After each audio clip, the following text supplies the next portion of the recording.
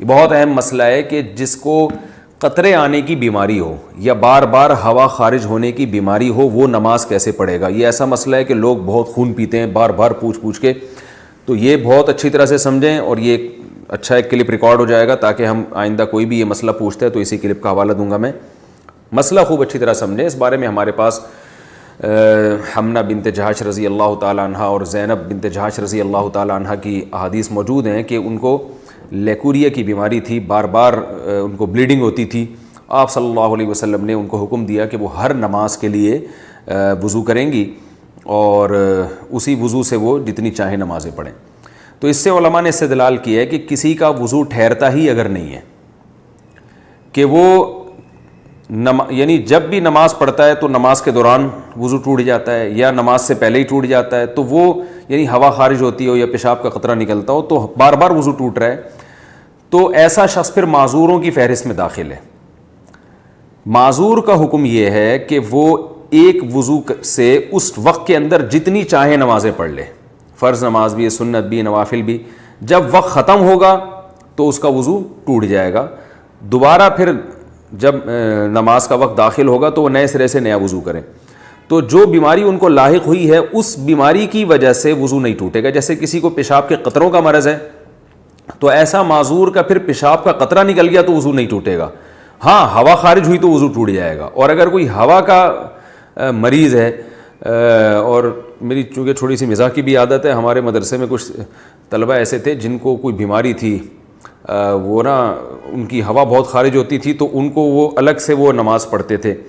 تو ہم نے مذاق میں ان کا نام رکھا ہوا تھا کہ یہ پاک فضائیہ انہوں نے جوائن کر لی ہے, ٹھیک ہے نا. تو جو بھی اس قسم کے معذور تھے نا, ہم ان کو یہی ایک وہ تانا دیا کرتے, تانا تو نہیں, ایک مزاح کرتے تھے کہ آپ جماعت سے نماز نہیں پڑھ رہے, آپ الگ نماز پڑھ رہے ہو تو خیریت. تو کہتا تھا یار میں بھی پاک فضائیہ میں آ گیا ہوں. تو یہ مزاح ہوتا تھا ان کے ساتھ, اس کو مزاح ہی سمجھیں, کچھ اور نہ سمجھیں. تو ہوا بار بار خارج ہوتی ہے. ایک تو پاک فضائیہ وہ ہے جو واقعی پاک فضائیہ ہے, جو ایئر فورس ہے ہماری, وہ تو ہمارے لیے قابل فخر ہے. یہ فضائیہ سے مراد وہ والی فضا نہیں ہے, یہ کوئی اور والی فضا مراد ہے اس سے. تو بار بار کسی کی ہوا اگر خارج ہو رہی ہے, بار بار پیشاب کا قطرہ خارج ہو رہا ہے اور نماز کے دوران بھی قطرہ خارج ہو جاتا ہے, تو پھر اس کے لیے حکم یہی ہے کہ وہ اسی وضو سے جتنی چاہے نمازیں پڑھے. جب نماز کا وقت ختم ہوگا, نیا وقت داخل ہوگا, تو نئے وضو سے پھر وہ نئی نمازیں, وہ جتنی نمازیں چاہے پڑھیں گا. یعنی ایک وضو سے وہ اگلے وقت کی نمازیں نہیں پڑھ سکتا بس, لیکن کسی اور وجہ سے وضو ٹوٹا تو ٹوٹ جائے گا. اب یہ کہ معذوروں کی فہرست میں داخل کب ہوگا یہ سمجھیں. کسی بھی شخص پر کوئی ایک نماز کا پورا وقت ایسا آ جائے کہ جس پورے وقت میں کوشش کے باوجود وہ باوضو ہو کے نماز نہ پڑھ سکے, تو جب یہ اس کنڈیشن میں وہ آئے گا تو وہ معذوروں کی فہرست میں داخل ہو جائے گا. مثال کے طور پر مغرب اور عشاء کا وقت بہت تھوڑا ہوتا ہے, اس مغرب اور عشاء کے تو درمیان کا وقت ہے, فرض کریں وہ 1.5 گھنٹے کا وقت تھا مغرب اور عشاء کے درمیان. اب اس شخص نے وضو کیا اطمینان سے, وضو کے بعد اس نے کھڑے ہو کر نیت باندھی مغرب کی نماز کی, لیکن اس سلام پھیرنے سے پہلے اسے پیشاب کا قطرہ خارج ہو گیا, تو یہ دوبارہ جائے گا, وضو کرے گا, ٹھیک ہے نا. پھر دوبارہ جب نماز کی نیت باندھتا ہے تو اسے پتہ ہے کہ میں سلام پھیرنے سے پہلے پھر قطرہ خارج ہو جائے گا, یا پتہ تو نہیں ہے لیکن عملاً ایسا ہو گیا, تو پورا ٹائم اس کو ٹائم نہیں مل رہا کہ وضو کر کے نماز پڑھ سکے. تو جب بھی ایک دفعہ ایسا ہوگا تو ایک دفعہ ایسے ہونے کے بعد شریعت اس پہ معذور ہونے کا حکم لگا دے گی. یہ معذور کا مطلب بھائی یہ وضو کر کے نماز پڑھ ہی نہیں سکتا. تو جب ایک دفعہ معذوروں کی فہرست میں داخل ہو گیا تو اب ہر نماز میں یہ ضروری نہیں ہے کہ پورا ٹائم اسے یہ قطرہ آتا رہے, کیونکہ یہ تو بڑا حرج ہو جائے گا نا, پورا ٹائم کون چیک کرتا رہے گا. تو ایک دفعہ جب معذوروں کی فہرست میں داخل ہو گیا تو اب وہ ہمیشہ کے لیے معذوروں ہی کی فہرست میں رہے گا. اب اس معذوروں کی فہرست سے نکلے گا اس وقت جب پورا ٹائم نماز کا گزر جائے اور ایک دفعہ بھی قطرہ خارج نہ ہو.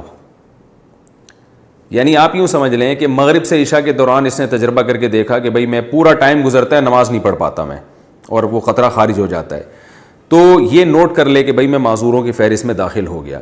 اب عشاء کی نماز کا جب وقت داخل ہوگا تو یہ ایک دفعہ وضو کرے. اب فجر تک اس کا وضو باقی رہے گا, کسی اور وجہ سے ٹوٹ گیا تو الگ بات ہے, سونے سے ٹوٹ گیا یا ہوا خارج ہو گئی تو الگ بات ہے, لیکن اس کو جو معذوری ہے نا قطرہ نکلنے کی, اس قطرہ نکلنے سے اس کا وضو نہیں ٹوٹے گا.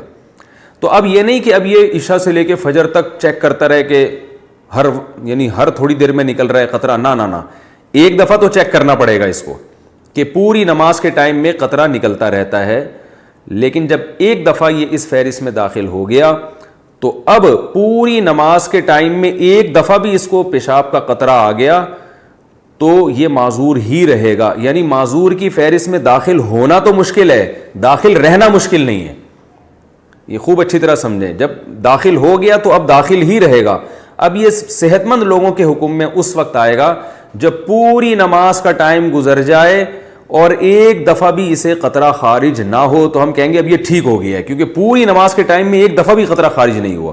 تو جب ٹھیک ہو جائے گا پھر یہ عام لوگوں کے حکم میں آ جائے گا کہ جیسے عام لوگ پراپر طریقے سے وضو کرتے ہیں اور قطرہ خارج ہونے سے ان کا وضو ٹوٹتا ہے تو اس کا بھی